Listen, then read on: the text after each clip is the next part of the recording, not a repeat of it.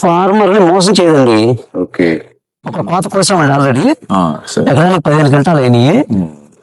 ఇంకా ఈ స్టెప్ ఉందండి, పైన మళ్ళీ ఫ్లవరింగ్, పిందె, సెట్టింగ్ అంతా. 1 గ్రామ్ కూడా ఫర్టిలైజర్ వాడలేదండి.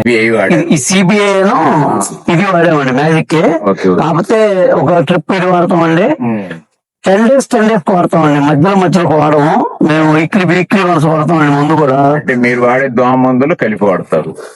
దోమ మందులు గాని, పురుగు మందులు గాని. పురుగు తక్కువ అండి, 7. మధ్యలో కూడా ఒకసారి తామర పురుగు అట్లా వచ్చింది కానీ కంట్రోల్ అయిపోయిందండి. మీరు ఎక్కడన్నా చూడండి, కంటిన్యూషన్ గా మళ్ళీ సెట్టింగ్ చూడండి, ఎంత గ్రీనిష్, ఎంత పిండి ఉందనేది.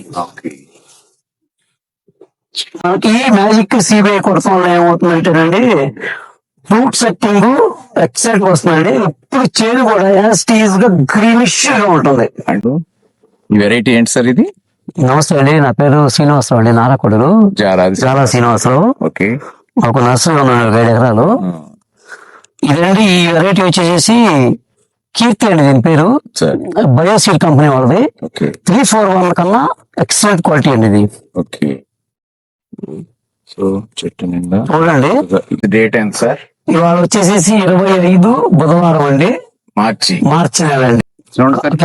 ఇక్కడ ఒక్కసారి గమనించండి, ఈ టెంపరేచర్ లో కూడా చూడండి, మీకు ఇట్లా ఫ్రూట్ సెట్టింగ్ ఎలా వచ్చిందో, ఇట్లా సెట్ అవుతుంది, ఫ్రూట్ సెట్ అవుతుంది. క్లోరోఫిల్ చూడండి, ఎంత క్లోరోఫిల్ గ్రీనిష్ గా ఉంది. గ్రీనిష్ ఎందుకంటే ఈ పాటికి విపరీతమైనటువంటి ఎండల ఒత్తిడి వల్ల, హెవీ డోసులో కెమికల్స్ వాడిన ఒత్తిడి వల్ల చేలు చాలా వరకు తిరగబడిపోయింది, దెబ్బతిన్నాయండి. కాకపోతే సార్ మేము ఫర్టిలైజర్ అంతవరకు ఈ 2 స్ప్రేయింగ్ లో ఫర్టిలైజర్ ఇవ్వలేదండి అసలు. అంటే ఆ ఇమ్యూనిటీ బూస్టింగ్ అనేది ఎప్పుడు మెయింటైన్ అవుతుంది.